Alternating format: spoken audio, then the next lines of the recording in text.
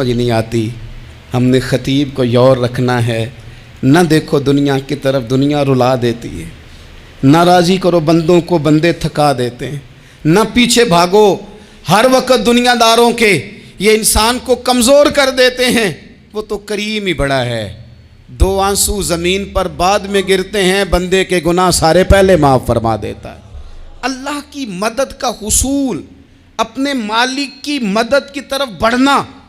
आपको बदर की जंग भी यही दरस देगी, आपको ओहद का मैदान भी यही सबक देगा, फतेह मक्का भी यही सबक देगा। मेरे दोस्तों, जब रब मदद फरमाए, जब अल्लाह मददगार बने। दोस्तों से एक बात अक्सर करता हूँ, मैं कहता हूँ कि जितने दर्द से आप अमीर को अपनी कहानी सुनाते हैं ना, और जिस तरह आपके आंसू बात करने से पहले गिर जाते हैं कि गरीब हैं, बच्चियाँ हैं, कारोबार नहीं, ओ मेरे संगियों, इससे आधे आंसू अपने रब की बारगाह में बखेरो, उसके हुजूर अर्ज गुजार हो जाओ, उससे तलब करो। एक वक्त इंसान पर ज़िंदगी में ऐसा आता है कि उसे यूँ महसूस होता है कि मेरा साया भी तरह सा पीछे हट गया है। उसे यूँ लगता है कि मैं किसी सहारे पे हाथ डालता हूँ तो वो भाग जाता है मुझसे। लेकिन मालिक की बारगाह ऐसी अजीम बारगाह है, रब रसूल के आस्ताने इतने बड़े हैं कि आप जब वहाँ कशकोले तलब दराज करते हैं तो झोली फैलाने में देर लगती है, उनको भरने में तो कोई देर नहीं लगती। हमने अपना सोच का किबला ही दुनिया को बना लिया है। ये जो अल्लाह वालों की मदद है, ये तो है नहीं, अल्लाह ही की मदद है।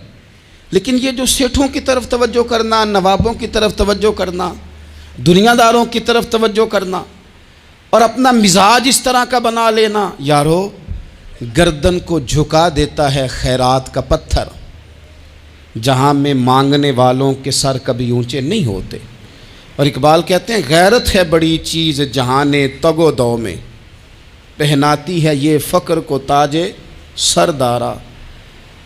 मैं अर्ज़ करूँगा कि अपनी आप जब तवज्जो का किबला अल्लाह रसूल को बनाएंगे तो रब फरमाते व यर्ज़ुक़हु मिन हैसु ला यहतसिब, मैं ना तुझे वहाँ से रिस्क दूँगा जहाँ से कभी तेरा गुमान भी नहीं गया होगा।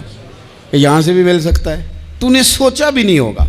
बुखारी शरीफ में हदीस है, हज़रत जाबिर इब्न अब्दुल्लाह फरमाते हैं, नबी पाक सल्लल्लाहु अलैहि वसल्लम ने ना 300 लोगों का एक लश्कर रवाना किया किसी मुहिम के लिए, किसी जिहाद के लिए। हज़रत अबू उबैदा बिन जर्राह रदी अल्लाह ताला अन्हु अमीर लश्कर थे। फरमाते हैं गुर्बत इतनी ज़्यादा थी, भूख इतनी ज़्यादा थी कि एक एक खजूर दिन में एक वक्त खाने को मिलती थी, और कुछ दिन ऐसे आए कि अब खजूर भी नहीं मिल रही। फरमाते हैं इतनी ज़्यादा भूख लगी मुजाहिदीन को, 300 बंदा पत्ते खा के गुजारा होने लग गया। ये बुखारी में मौजूद है। आप फरमाते हैं कि दरिया के किनारे हमारा पड़ाव था, ठहराव था। जब भूख से निढाल हो गए ना, वह यर्ज़ुक़हु मिन हैसु ला यहतसिब, अल्लाह वहाँ से रोज़ी देता है, गुमान भी नहीं होता। फरमाते हैं एक मछली अल्लाह ताला ने दरिया के किनारे भेजी। फरमाते हैं वो थी तो मछली पर पहाड़ जितनी थी।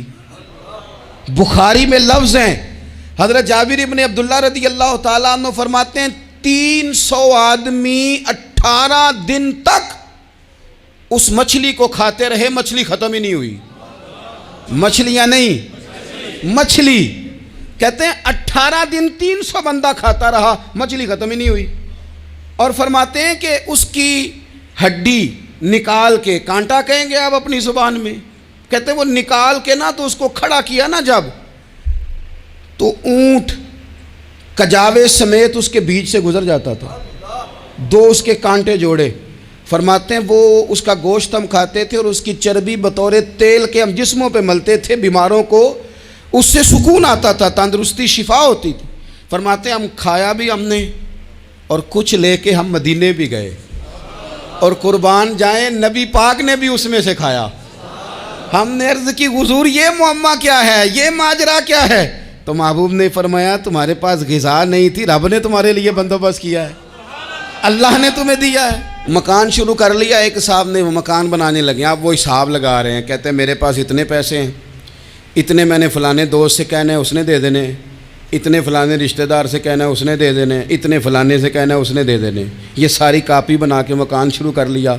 जो रोज़ कहता था ना कोई हुक्म हो जाते 10 سب سے پہلے اس کو کہا میاں پیسے چاہیے، وہ کہندا ہو کل ہی منڈا ٹوریا ہے، کدے تو پرسوں دس داتے لب جانے سن۔ میں آپ کو اپنے تجربے کی بات بتا رہا ہوں۔ جن لوگوں کا خیال ہوتا ہے نا کہ آپ سٹارٹ کریں فلانا کام، ہم آپ کے ساتھ ہیں، اللہ کا ہی کوئی نظام ہے، وہ بالکل بھی نہیں ساتھ ہوتے۔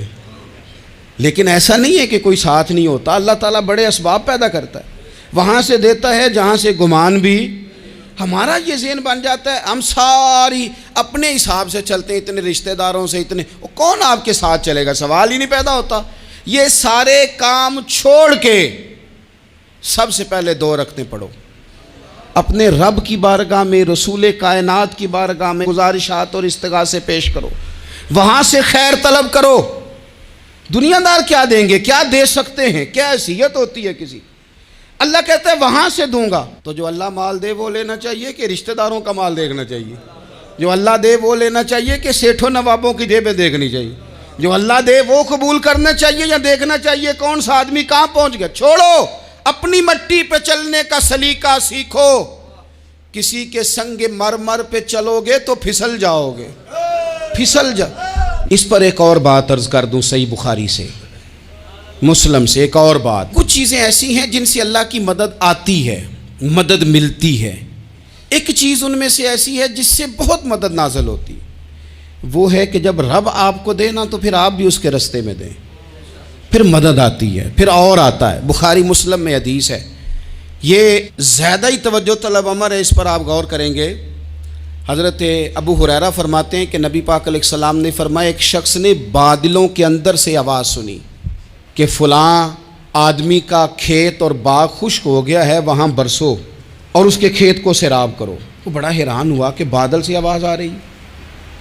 پھر اس نے دیکھا کہ ایک پہاڑی پر بارش ہوئی، وہ بادل وہاں برسا، پھر نالیوں سے ہوتا ہوا پانی ایک طرف چلا۔ تو جس نے آواز سنی تھی، حضور بیان کر رہے ہیں، وہ بھی پیچھے پیچھے چلا کہ پانی کدھر جا رہا ہے۔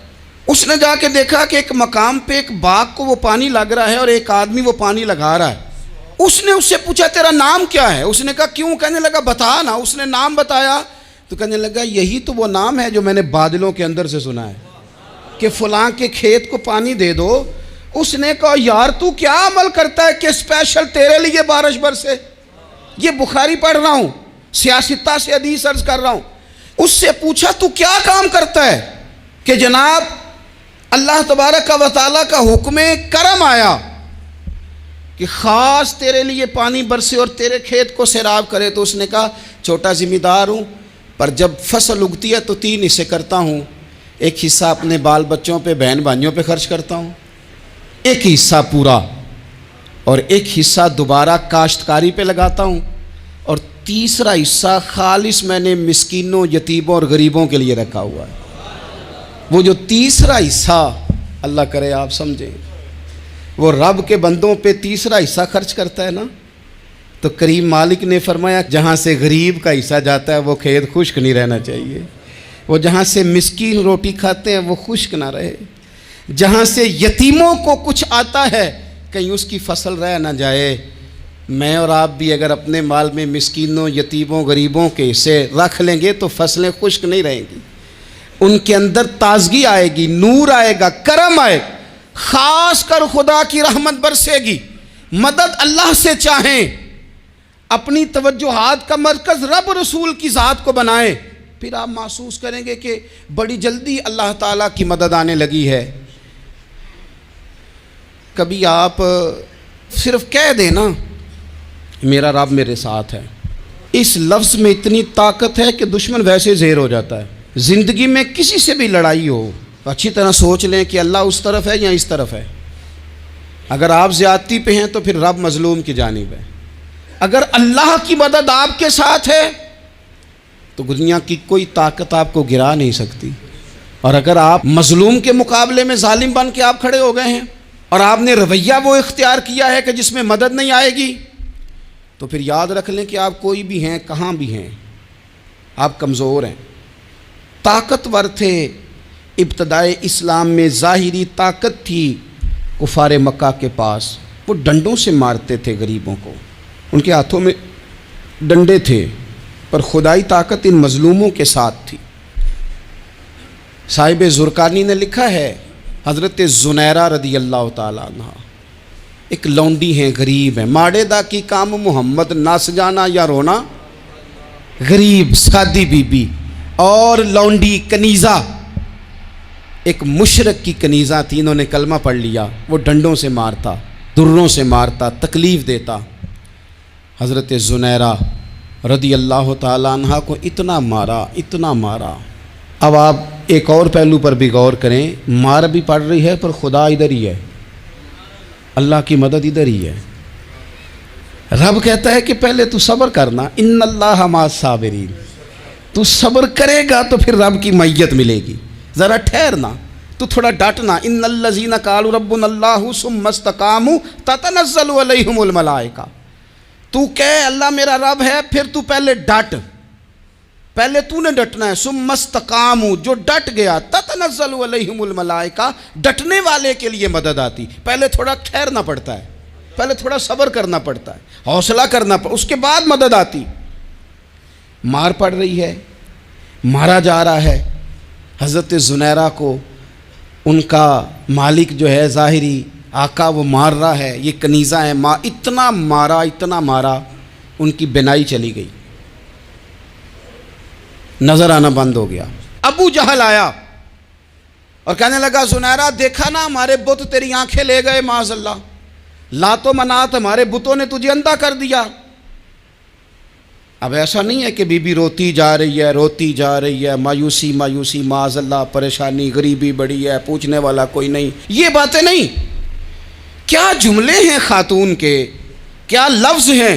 ابو جہل نے تنزیہ کہا، معاذ اللہ، کہنے لگا دیکھا نا ہمارے بتوں نے تجھے اندھا کر دیا۔ تو جناب زنیرہ آنکھوں کی بینائی گئی ہے، رات کو گئی ہے، دکھ ابھی تازہ ہے، لیکن اللہ پہ جو توکل ہے، اپنے مالک سے جو رشتہ ہے وہ اتنا مضبوط ہے، اتنا طاقتور ہے، اس میں اتنی گہرائی ہے کہ حضرت زنیرہ بول کے نا اتنی قوت سے بولی، اتنی طاقت سے بولی کہ پورے کفر پر لرزہ طاری ہو گیا۔ فرمانے لگی تمہارے بتوں کی کیا اوقات ہے کہ وہ میری بینائی لے جائیں، یہ میری رب کی حکمت کا تقاضا ہے۔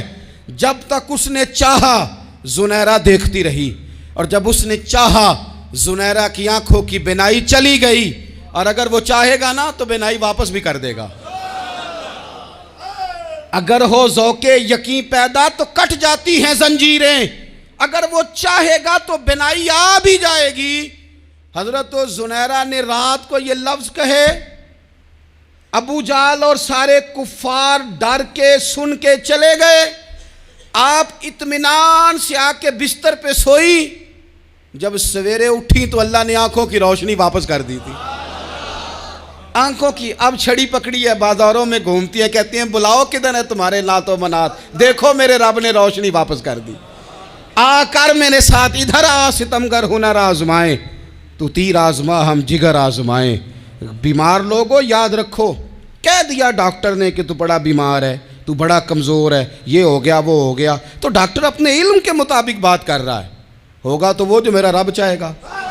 کمزور ہو جانا، پریشان ہو جانا، تکلیف میں آ جانا، پتہ نہیں بات ہو گئی ہے تو جانے کیا ہو جائے گا۔ اپنی زندگی کے اندر اپنے رب سے رشتہ مضبوط کریں، رسول کائنات سے رشتہ مضبوط کریں، اللہ والوں سے رشتہ مضبوط کریں۔ حضرت زنیرہ نے پیغام دیا کہ زندگی میں جو جینا چاہتے ہیں تو وہ رب کا نام لے کے جی سکتے ہیں، جو اپنی زندگی میں خوشیاں دیکھنا چاہتے ہیں تو رسول اللہ کے نام پر خوشیاں دیکھی جا سکتی ہیں۔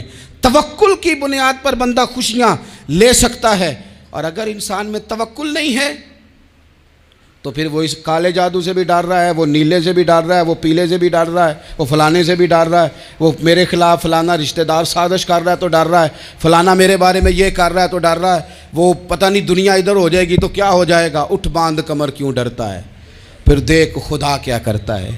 تو اس ساری گفتگو کا نچوڑ آپ کو یہ عرض کیا ہے، سب سے پہلے تو یہ کہ میدانوں میں مدد بھی اللہ کی، رزق میں مدد بھی اللہ کی، فصلیں خشک ہوں تو مدد پھر بھی اللہ کرے، تو پھر ساری مدد، اور اگر انسان بیمار ہو تو پھر بھی مدد اللہ کی۔ تو اپنے اللہ کی جانب توجہ کو بڑھائیں، آپ اللہ سے مدد کے سوالی بنیں۔ ترمذی کی ایک حدیث ہے، میں آپ کو زندگی کا تجربہ بتاتا ہوں کہ جب میں بڑا پریشان ہوتا ہوں تو یہ والی روایت کھول لیتا ہوں، مزہ دیتی ہے۔ میرے نبی پاک علیہ السلام نے فرمایا اپنے دکھ سیٹھوں نوابوں کو نہ کہنا، مالداروں کا نہ کہنا، ورنہ اللہ تمہیں کبھی غنی نہیں کرے گا۔ فرمایا اپنے دکھ اپنے رب کی بارگاہ میں عرض کرنا، جلدی کرے یا دیر سے کرے اللہ تمہیں لوگوں سے بے نیاز کر دے گا، اللہ تمہیں غنی کر دے گا۔ رات کو بیٹھو نا اس کی بارگاہ میں، اسے دکھڑے سناؤ، چھوٹی چھوٹی باتیں۔ حضور نے فرمایا نمک بھی مانگو تو رب سے مانگو، چھوٹی چھوٹی بات سے شروع کرو نا۔ جب بندہ شروع کرتا ہے نا چھوٹی چھوٹی چیزیں تو بڑی ساری چیزیں یہ اس طرح ہوتا ہے جیسے بندہ رب سے گفتگو کر رہا ہے، مالک مجھے یہ چاہیے، مالک میں یہاں کمزور ہوں، اللہ میں یہاں پریشان ہوں۔